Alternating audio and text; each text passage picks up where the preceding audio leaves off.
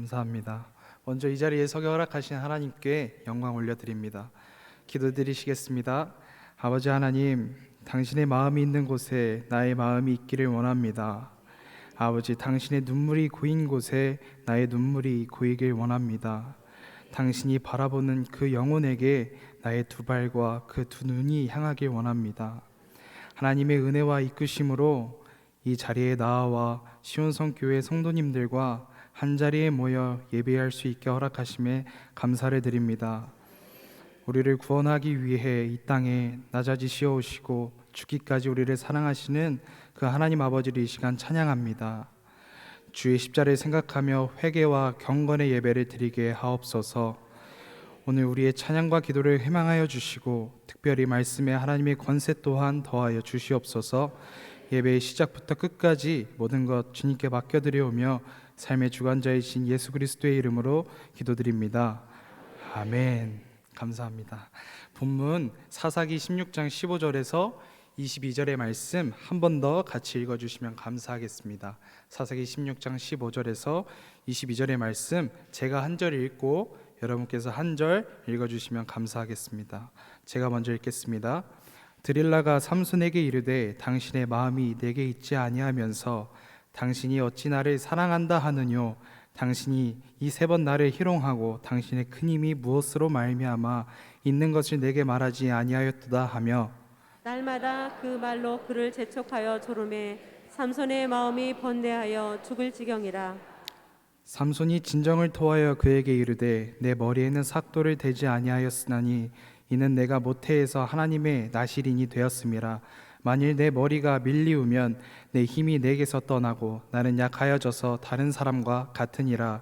들릴라가 삼손의 진정을 다 토함을 보고 보내어 블레셋 사람의 방백들을 불러 가로되 삼손이 내게 진정을 토하였으니 이제 한 번만 올라오라.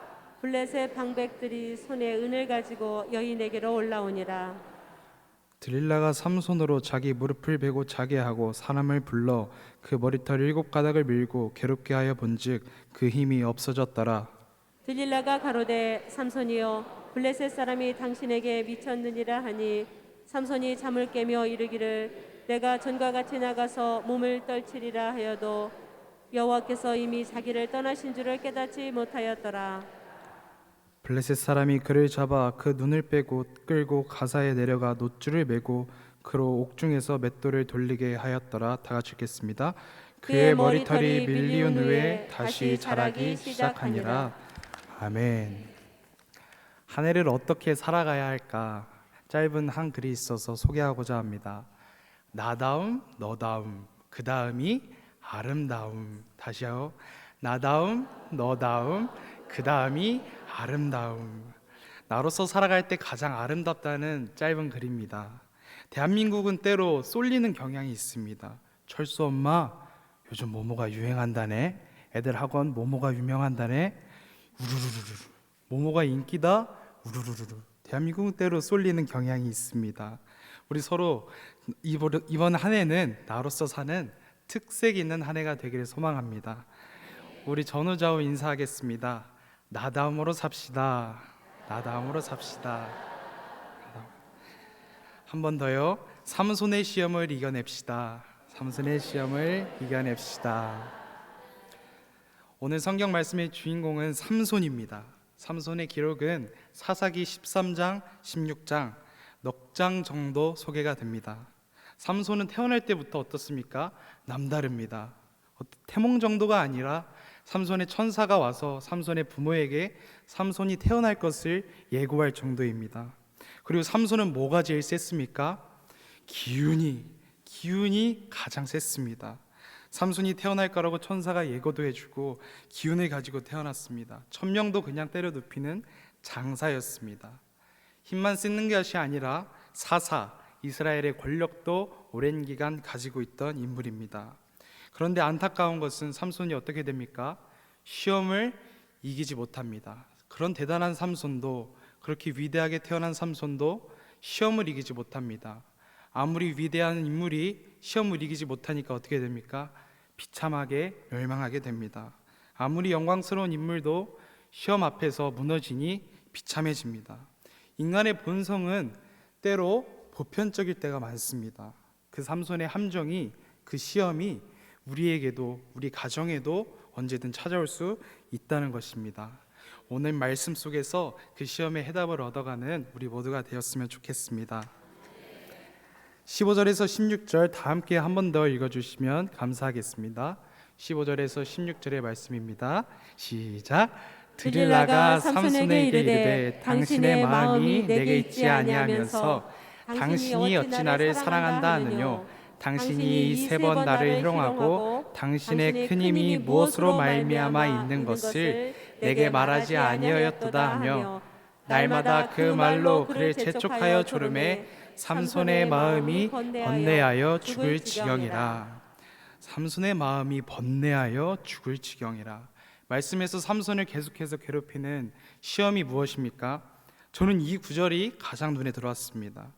당신의 마음이 내게 있지 아니하면서, 당신의 마음이 내게 있지 아니하면서, 이 구절을 빨간 줄 치면서 계속해서 묵상하는 가운데 해석하면 무슨 말입니까? 당신의 마음을 주오, 당신의 마음을 주오, 나에게 당신의 마음을 주오. 사탄이 삼손에게 계속 노리는 시험이 무엇입니까? 당신의 마음을 주오, 나에게 당신의 마음을 주오. 15절 삼손의 마음을 주오, 16절 삼손의 마음을 주오. 16절에서 어떻게 합니까? 날마다 찾아와서 사탄이 조릅니다. 마음을 달라고 사탄이 날마다 찾아와서 목을 조르듯이 삼손을 졸라댑니다. 마음을 달라고요. 사탄이 삼손의 마음을 가져가서 뭐합니까? 사탄이 삼손의 마음을 가져가서 뭐합니까? 차라리 삼손의 그 힘을 달라 그러지, 차라리 그 힘센 그 힘을 달라 그러지, 그 권력을 달라 그러지, 그 젊음을 달라 그러지, 왜 삼손에게 계속해서 마음을 달라고 합니까? 뒤에서 나옵니다만 삼손의 마음을 가져간 사탄이 어떻게 합니까? 삼손을 손쉽게 박살냅니다. 가지고 놉니다. 사탄이 때로 우리에게 물질로 우리를 유혹한다. 사탄이 물질이 필요한 것입니까? 아닙니다. 사탄이 물질이 필요한 게 아닙니다. 사탄이 때로 우리 한국에서도 요즘 마약 이야기가 많이 나오잖아요. 마약 이야기가 한국에서도 나옵니다. 그 마약이 나를 유혹한다, 한국을 유혹한다. 그 마약이 진짜 위험한 것은 무엇입니까? 그게 마음까지도 빼앗아갈 수 있다는 것입니다. 이런 유머가 있어요. 옛날 화장실에 10원짜리가 빠졌다. 수수방관. 옛날 화장실에 5,000원짜리가 빠졌다. 안절부절. 옛날 화장실에 무엇이 빠집니까? 10,000원짜리가 빠졌다. 이판사판. 옛날 또 무엇이 빠집니까? 옛날 화장실에 50,000원짜리가 빠졌다. 사생결단. 어떻습니까? 우리 한 해 살아가면서 때로 사생결단하면서 살아갈 때가 많습니다. 그러지라도요, 우리 마음과 우리의 영혼은요, 우리 이웃과 가족을 향하고 주님의 말씀과 그 주님을 향하시기를 소망합니다. 16절 다시 한번 읽겠습니다. 16절입니다. 날마다 그 말로 그를 재촉하여 조르매 삼손의 마음이 번뇌하여 죽을 지경이라. 아멘. 삼손이 마음을 우리 드릴라에게 한 번에 주었나요, 여러분? 아닙니다. 삼손이 계속해서 번뇌하여 죽을 지경이다. 당연하죠. 우리의 마음이, 우리 세상이 아무리 무섭고 우리를 유혹한다 해도 우리는 한 번에 쉽게 단번에 우리의 마음까지 내어주는 일은 쉽지 않습니다. 우리 한 번에 마음을 드러내진 않습니다. 어떻게 드릴라가 대나라하지만 삼손이 한 번에 단번에 쉽게 마음을 내어줍니까? 계속해서 주지 않고 끙끙댑니다. 전전긍긍합니다. 그런데요, 삼손이 끝내 마음을 내어줍니까? 안 줍니까? 내어주게 됩니다. 17절에 보면 삼손이 진심을 드러냈다라고 나옵니다. 사탄에게 마음을 줘버렸습니다. 여러분, 사탄이 만약 가정의 문제로 우리를 계속해서 유혹하고 흔든다, 사탄이 가정의 문제가 필요한 것이 아니라니까요. 그 가정의 문제로 사탄은 무엇을 원합니까? 우리의 마음이요, 가정의 마음이요, 우리의 혼이요, 우리의 영혼을 사탄은 계속해서 노리고 흔들고 원한다는 것입니다. 왜요? 그 혼을 뺏기면 사탄이 우리를 손쉽게 흔들고 나와 내 가정을 무너뜨리는 것은 순식간이기 때문입니다. 가장 지켜야 할 것이 무엇입니까? 우리의 마음, 혼, 영혼, 가정의 마음입니다. 삼손도 마찬가지입니다. 드릴라가 마음을 빼앗자 어떻게 합니까? 삼손이 가지고 놀다가 그 마음을 깨뜨려 버립니다. 빵 깨뜨려 버리고 그 두 눈도 빼버리고요. 일생을 다 박살내 버립니다. 나에게 때로 질병이 올 수 있습니다. 우리 아버지에게 때로 질병이 올 수 있습니다. 내 가정의 질병과 그 문제가 올 수 있을 것입니다. 일하는 현장에서 나의 실수가 나의 문제가 생길 수도 있죠. 그럴지라도 어떻게 해야 됩니까? 세상과 사탄의 마음은 뺏기지 말아야 합니다. 우리 아버지가 이제 죄송합니다만 가정 이야기를 소개드리면 저희 아버지가 이제 연세가 어느 정도 드시면서 이제 혈압이 오르시기 시작했어요. 이제 그 나이가 되면은 10명 중에 5, 6명은 혈압이 떨어지지 않고 계속 유지가 오른 상태로 유지가 된다고 하더라고요. 근데 별것이 아닌 것 같은데, 숫자밖에 안 되는 것 같은데 아버지가 갑자기 자존감이 낮아지는 것 같이 느꼈습니다.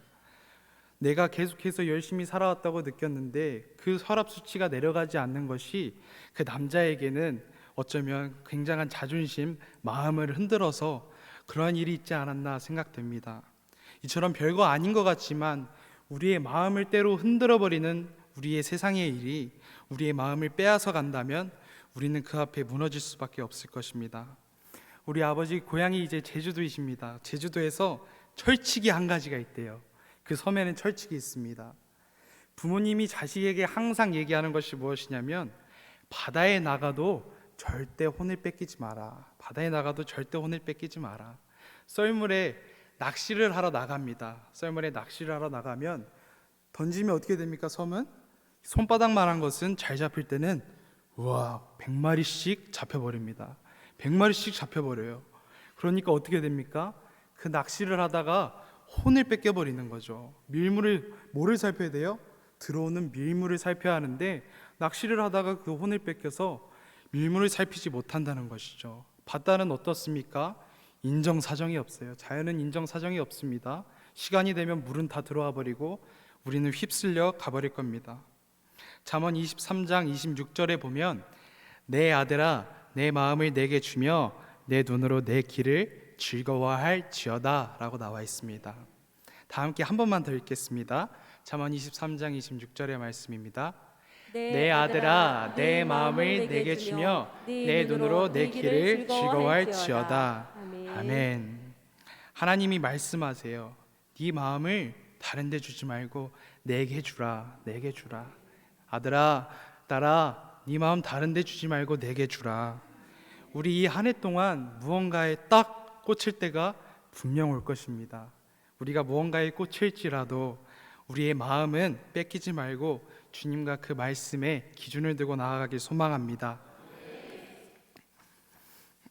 19절에서 21절의 말씀 다 함께 읽겠습니다. 19절에서 21절입니다. 드릴라가 삼손으로 자기 무릎을 베고 자게 하고 사람을 불러 그 머리털 7 가닥을 밀고 괴롭게 하여 본즉 그 힘이 없어졌더라. 드릴라가 가로되 삼손이여 블레셋 사람이 당신에게 미쳤느니라 하니 삼손이 잠을 깨며 이르기를 내가 전과 같이 나가서 몸을 떨치리라 하여도 여호와께서 이미 자기를 떠나신 줄을 깨닫지 못하였더라. 블레셋 사람이 그를 잡아 그 돈을 빼고 끌고 가사에 내려가 놋줄을 매고 그 록 중에서 맷돌을 돌리게 하였더라. 아멘. 삼손은 나실인이었습니다. 죽는 날까지 하나님께 바쳐진 인물입니다. 포도주와 독주를 마시지 않고 머리를 미는 일이 없습니다. 삼손은 기준을 가지고 태어났습니다. 태어날 때부터 신앙의 기준이 있었습니다. 하지만 삼손의 삶은 어땠습니까? 자기 기분이 기준이 됩니다. 블레셋 여인과 혼인을 하더니 옥신각신하다가 그 여인을 친구에게 줘버립니다. 그러고 어떻게 해요? 다시 찾으러 갑니다.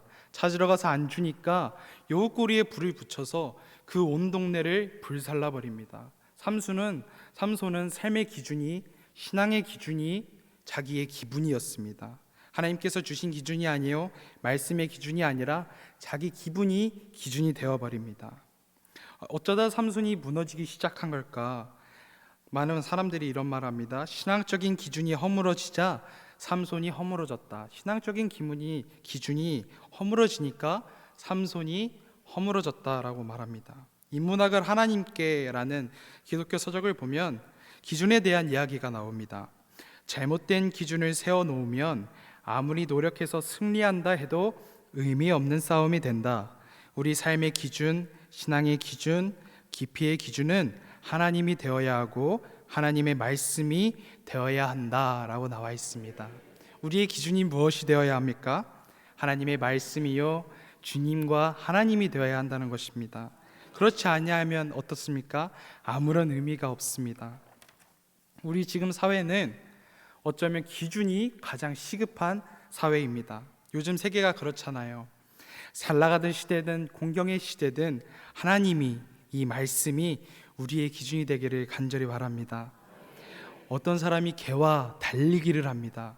옆에 있는 사람이 뭐라고 할까요? 간신히 뛰었는데 개한테 졌어요. 옆에 있는 사람이 개만도 못한 놈, 진짜 열심히 뛰어서 개와 같이 들어왔어요. 개 같은 분, 진짜 막 피땀 흘려서 토하듯이 달려서 개를 이겼네. 어떻게 됩니까? 개보다 더한 놈. 세상에 이게 무슨 말입니까? 세상에 개가 기준이 되니까요. 기껏 해봐야 어때요? 개만도 못하고 아무리 잘해봐야 개보다 조금 더한 놈이래요. 이게 무슨 말입니까? 새 주의 말씀으로 그분으로 우리의 기준을 잡고 그 보람된 한 해를 이루어가는 우리 시온성교회 모든 성도님들 됐으면 좋겠습니다. 기도드리시겠습니다. 사랑의 주님, 주께서 지킬 만한 것에서 마음을 지키라 하셨습니다. 우리 때로 무엇에 꽂힐 때가 있어도 다시 주님으로 돌아서게 하시고 마음을 빼앗기지 않게 하옵소서. 우리 자녀들은 주의 말씀으로 삶의 기준을 마련하게 하시며 보면은 주님이 주신 그 기준을 잘 지켜가며 이 시작한 한 해를 또한 교회 사역을 마감할 때 복된 한 해였음을 인정할 수 있게 하옵소서. 예수님의 이름으로 기도드립니다. 아멘.